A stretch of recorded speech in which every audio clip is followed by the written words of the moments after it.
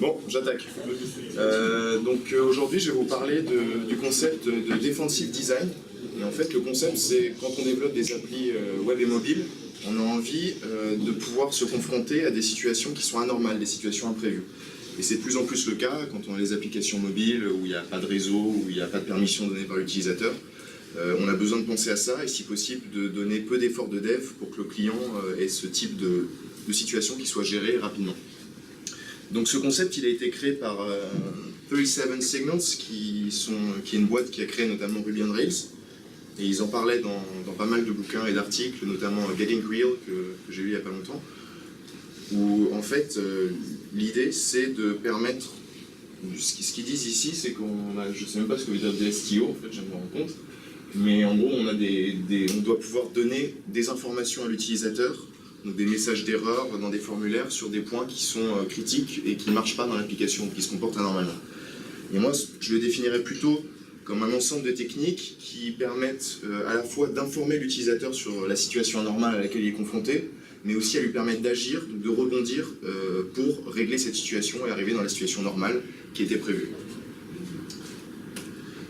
Donc, c'est quoi les situations anormales? Donc effectivement, je l'ai dit, pas de réseau, c'est très fréquent. Les gens qui utilisent l'application dans le métro, par exemple, un réseau qui est faible, des permissions qui ne sont pas données par l'utilisateur alors que l'application avait été conçue pour les utiliser. Ça peut être aussi des données absentes, par exemple, un utilisateur vient de créer son compte, initialement il ne va pas forcément avoir des données dans son appli, ou alors tout simplement une erreur serveur, donc on doit pouvoir gérer ça de façon claire pour l'utilisateur. Et en fait, très souvent, quand on va avoir des maquettes, des créas, etc., on ne va jamais vraiment prendre en compte ces cas. On va toujours nous donner des maquettes où il y a beaucoup de données. Et du coup, quand on est confronté, par exemple, à la validation avec le client qui n'a aucune donnée sur le serveur, finalement, on n'obtient pas du tout le même résultat. Donc comment est-ce qu'on va faire pour gérer ça? Je vais faire un tour un petit peu de ces différentes situations anormales et aussi de la situation de chargement qui permet d'arriver à ces moments-là.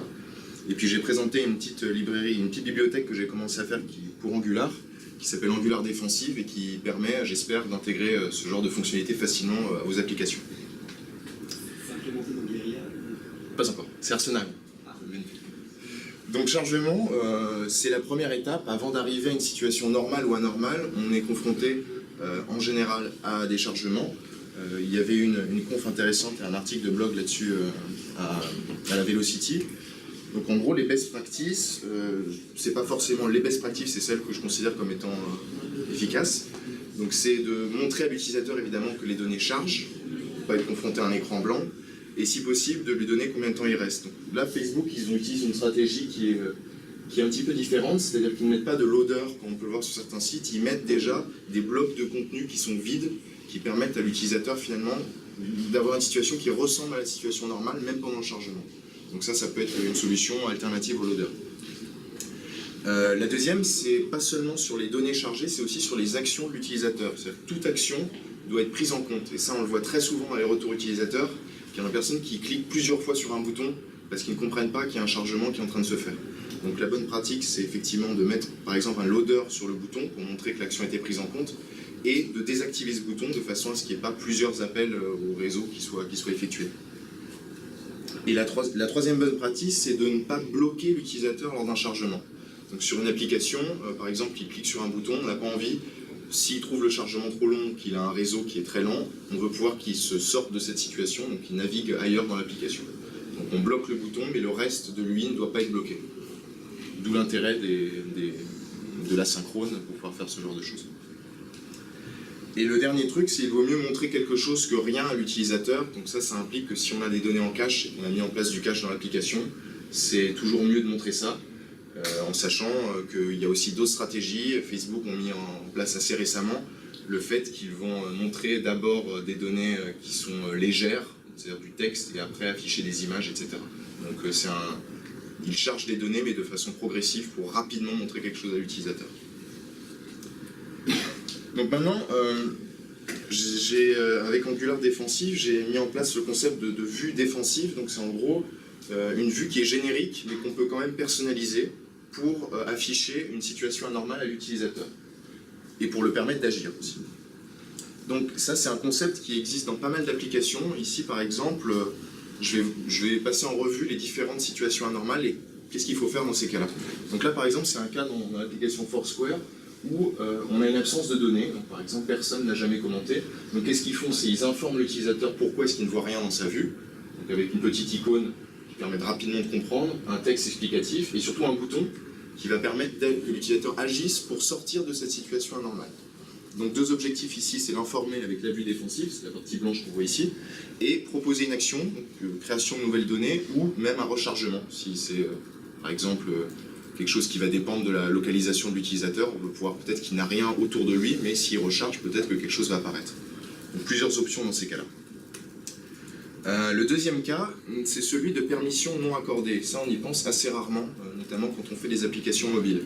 Donc, effectivement, il faut l'informer immédiatement qu'il n'a pas la permission. Donc, avant de commencer à faire les requêtes, si possible, il faut avoir déterminé que l'utilisateur n'a pas donné la permission et qu'il ne pourra donc pas accéder au contenu. Donc ça, ici, on le voit ici, c'est un échec de localisation.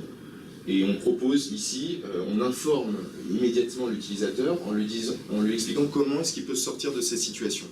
Et c'est souvent assez tricky parce que les permissions, on ne peut pas redemander à l'utilisateur une fois qu'il a refusé, que ce soit sur les navigateurs web ou sur les applications mobiles. Ça veut dire qu'on doit, si possible, le rediriger à l'endroit de l'application où il va pouvoir donner cette permission, ou alors au moins de l'informer comment il doit le faire. Je sais qu'en natif, sur iOS, on a la possibilité de le rediriger vers les préférences, mais il y a des cas, par exemple sur Chrome, où on est obligé de le faire aller dans les préférences de Chrome. Donc si possible, il faut lui indiquer clairement comment le faire pour qu'il puisse accéder au contenu de l'application. Donc les permissions, effectivement, j'ai mis les points 1 et 2 parce que ça peut être une permission quand je charge les données, ou alors ça peut aussi être une permission quand j'agis sur un bouton. Donc que ce soit une action ou alors un chargement de données, je dois pouvoir lui expliquer. Et donc pareil, proposer une action, donc ici un rechargement ou un accès aux préférences. Ensuite, on a le cas où il n'y a pas de réseau. Ici, c'est exactement la même chose, on informe rapidement. Il n'y a pas de réseau, on ne fait pas la requête si la personne n'a pas de réseau. Et on propose une action qui est souvent le rechargement. Et le réseau faible, j'en avais parlé tout à l'heure de ce qu'a fait Facebook là-dessus. Évidemment, c'est pas facile de rapidement mettre en place ce genre de choses, mais si possible, découper les requêtes de façon à ce qu'on ait d'abord un chargement des choses légères et ensuite très lourdes. Donc il faut avoir un petit peu de temps pour mettre en place ce genre de choses. Afficher les informations en cache, ensuite afficher les informations les plus rapides. Et il y a la question aussi de la mise à jour des données. Donc, par exemple, mettons qu'on a affiché à l'utilisateur des informations vieilles qui avaient été mises en cache. Le must, c'est effectivement d'afficher ensuite les informations nouvelles dès qu'elles sont chargées. Mais il faut faire attention à ne pas interrompre l'utilisateur dans ses actions. Par exemple, il est en train de lire une page qui sont des données vieilles, il est en train de remplir un formulaire, il n'a pas envie que d'un seul coup son contenu disparaisse et soit remplacé par le nouveau. Donc il faut faire attention. Cette technique de mise à jour après le chargement, il faut l'appliquer dans des situations bien particulières, par exemple où il n'y a pas de scroll, etc. Où l'utilisateur est juste à lire, par exemple. Et enfin, le dernier cas, c'est celui de l'erreur générique. Donc c'est en fait, ces situations-là sont les seules où finalement c'est vraiment une situation anormale et imprévue. Par exemple, le serveur est down, et dans ce cas-là, il faut informer l'utilisateur, mais sans lui donner évidemment la raison exacte. C'est-à-dire que c'est une situation qui est anormale, on lui dit qu'il y a eu un problème, mais c'est pas la peine de rentrer dans les détails pour lui dire que voilà, le serveur a une erreur 500, etc. Enfin, c'est une évidence, mais en gros, ça va être le dernier cas qui est pris en compte lorsqu'on fait du defensive design. C'est vraiment si aucun des autres cas n'a matché, on est sur une erreur générique et du coup on lui affiche un message générique avec du rechargement par exemple, si possible, ou un contact du support, quelque chose comme ça. Voilà, donc la deuxième partie de la présentation, je vais vous parler de Angular Defensive. Donc c'est une bibliothèque que j'ai commencé il n'y a pas très longtemps, que ça va évidemment grossir, et l'idée c'est d'intégrer rapidement ces notions dans une application Angular. Donc les principes sont évidemment utilisables sur d'autres applis, mais bon, c'est un début. Donc comment ça marche? J'ai défini en gros trois gros termes. C'est qu'on a une configuration défensive et on peut marquer n'importe quelle balise HTML de son application avec cette directive Angular. Donc on marque ng défensive, on va le voir tout à l'heure avec une démo. Mais on peut marquer donc n'importe quel élément du DOM avec une configuration. Une configuration, elle va comprendre un ou plusieurs cases. Je vais donner un exemple tout après, mais en gros, un case, ça correspond à une vérification. donc ça peut être le réseau, une permission, et à une vue défensive qui va être associée, donc les vues qu'on a pu voir dans Foursquare, etc. Et l'objectif aussi de la bibliothèque, c'est de fournir des presets, des choses un petit peu classiques, un peu tarte à la crème, qu'il peut y avoir dans les applis, donc le réseau, ceux que j'ai mentionnés tout à l'heure. Donc pour l'instant, il y a celle de la présence de réseau, je vais itérer là-dessus. Donc un exemple de configuration, par exemple, on pourra avoir un certain nombre de vues dans son appli qui ont besoin d'avoir du réseau et de la géolocalisation. Donc je vais créer une configuration qui s'appelle Requires Network and Geolocation, qui a donc deux cases, une vérification de la présence de réseau et son template associé, et une vérification de la possibilité d'être géolocalisé par l'utilisateur en cas d'impossibilité de le faire. Ça ressemble à quoi? Ça ressemble à ça. Donc je mets dans un bloc run, je register une nouvelle configuration. Donc ça c'est un cas plus simple, ça rentre dans le slide, mais c'est simplement une configuration avec un seul case, où je vais lui donner un nom, un URL de template qui correspond à la vue défensive, et à une fonction de check qui en fait, si elle retourne true, on va pouvoir injecter le contenu du template dans l'élément du DOM que j'avais marqué avec NG défensive. Donc, par exemple, j'ai pas de réseau, bah, je remplace tout ce que j'avais dans cette div que j'ai marqué par mon template défensive pour que ce soit immédiatement fait. Donc ici une vue standard, on voit ici que c'est une application Ionic, on va faire la démo sur une appli Ionic que j'ai générée from scratch. Et en gros, je marque assez simplement le contenu de mon app, donc c'est la zone blanche qu'on a vue tout à l'heure, par ng defensive requires network, et je peux également lui passer un array de callbacks, puisque dans chaque template défensive, on a une fonction action qui va correspondre à ce qu'on veut que l'utilisateur fasse quand il va appuyer sur, par exemple, le bouton sur lequel j'aurai mis cette action. Donc ça peut être un rechargement, on va voir ça en détail. Et voilà un exemple de vue défensive. Voilà, par exemple, c'est ce qui ressemble le plus à ce qu'on a vu tout à l'heure. Une grande zone avec une icône, ici un message, une description un petit peu plus détaillée en dessous, et puis le fameux bouton, on voit que quand on clique sur ce bouton, on va avoir l'action qui est déclenchée, et il va essayer de trouver une action qui aura été donnée dans mon contrôleur qui correspond à ce case-là, donc le cas de no network. On veut que ça fasse quelque chose qui est potentiellement différent que ce qu'on veut que ça fasse s'il n'a pas de géolocalisation. Voilà ici comment je fournis des actions depuis mon contrôleur. Je crée un objet de callbacks qui sont des fonctions. Ici j'ai enregistré une fonction qui correspond à la vue défensive de path réseau, et je veux par exemple, quand le mec clique sur le bouton, qu'il soit redirigé vers un état qui ne nécessite pas d'avoir du réseau, par exemple. Ça pourrait être un rechargement, ça peut être plein de choses. Donc voilà comment ça marche. Donc ok, je vais faire la démo.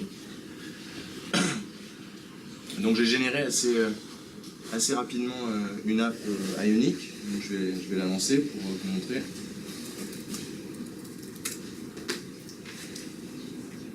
Hop. Donc en gros voilà, j'ai une app ici j'ai fait simplement une commande et j'ai enregistré ma lib dedans. Et en gros, mettons que j'ai une vue ici de chat avec des mecs, et quand je clique dessus, mettons que cette vue-là nécessite que j'ai du réseau. Donc comment est-ce que je vais faire pour utiliser Angular Defensive pour faire ça? Là on voit que je vais dessus, ça m'affiche le contenu, mais si j'ai pas de réseau, ça ne me l'affiche pas. Donc qu'est-ce que je fais? Je vais commencer par, effectivement, dans mon application, rajouter mon service, donc, qui s'appelle ng defensive. Donc, ici c'est le module Angular. Je vais également enregistrer ma configuration. Je vais peut-être mettre en plus grand parce qu'on ne voit rien, je pense. Voilà.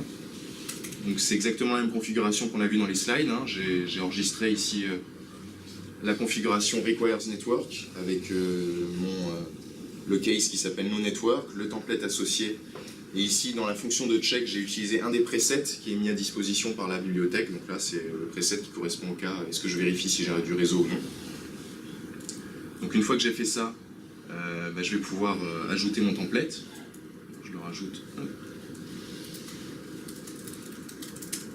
C'est exactement le même.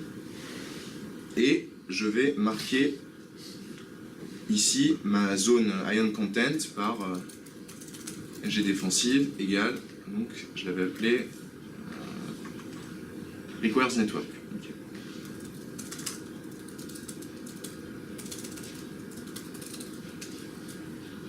Voilà, donc là, a priori, j'ai défini ma configuration, j'ai marqué la zone qui correspond à...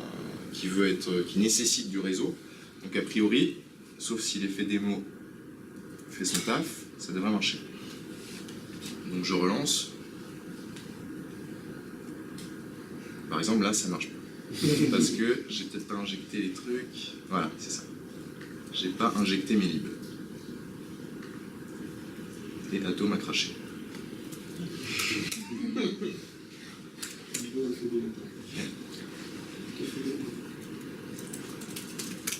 Allez, on va y arriver. Hop. Voilà. Donc là, ici, j'avais besoin, pour vérifier le réseau, à la fois de ma bibliothèque. Ça a recraché. On va le faire avec Vim.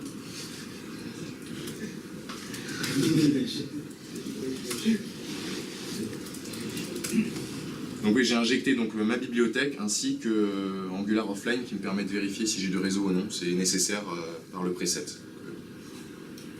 Donc là, évidemment, si j'accède ici, j'ai du réseau. Maintenant, si je vais désactiver mon réseau, je suis sûr que ça va pas marcher. Comment? Avec?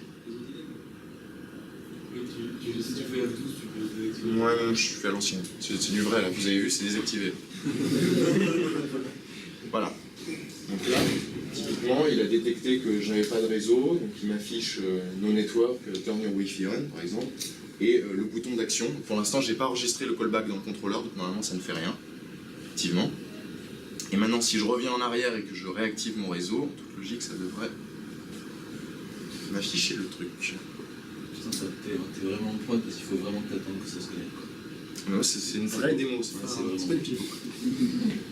Donc voilà, donc là j'ai mon contenu qui s'affiche, donc je suis assez surpris que ça marche. Donc voilà.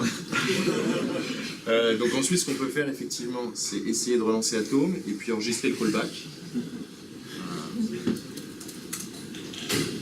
Donc le callback je le fournis dans mon contrôleur.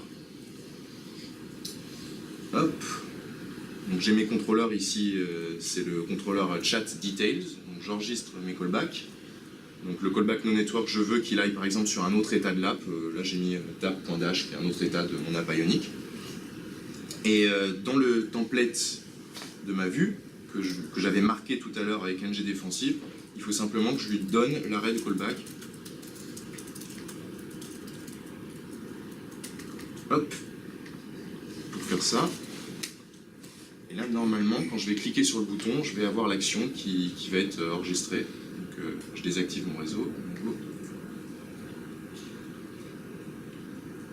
Voilà, ici donc il a changé d'état lorsque j'ai appuyé sur le bouton. En fait l'idée c'était effectivement de faire une lib qui permet de faire ça de façon assez générique, mais qui derrière nous permet de faire une action différente selon les cas de figure.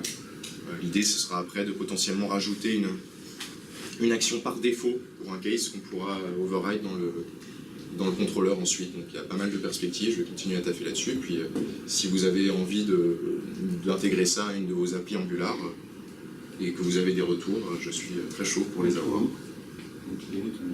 Sur GitHub. Hop.